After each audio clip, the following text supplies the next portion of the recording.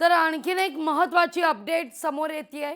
Captain Shambhavi शेवटचे शब्द oh shit असा उद्गारली आहे.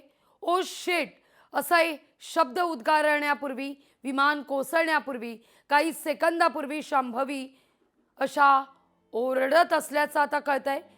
कॅप्टननं मेडे हा कॉल दिला की नाही याची सुद्धा आता या घटनेनंतर चौकशी होणार आहे.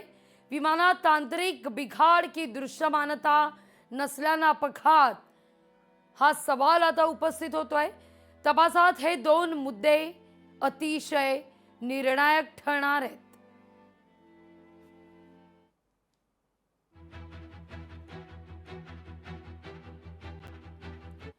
तर इतकंच नाही, या विमानाचा 2023 मध्ये सुद्धा अपघात झालेला होता.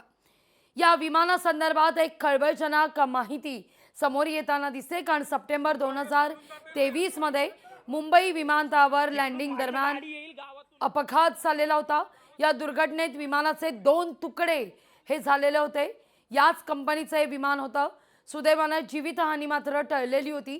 या अपघाताची चौकशी अहवाल अद्याप प्राप्त झालेला नाहीये. त्रुटी असलेल्या विमानांना परवानगी कुणी दिली, का दिली, ती कशी दिली, असे अनेक मुद्दे उपस्थित होत आहेत. DGCA कडून विमानाला फिटनेस सर्टिफिकेट कोणत्या निकषावर देण्यात आलं, हा मुद्दा देखील उपस्थित होतोय.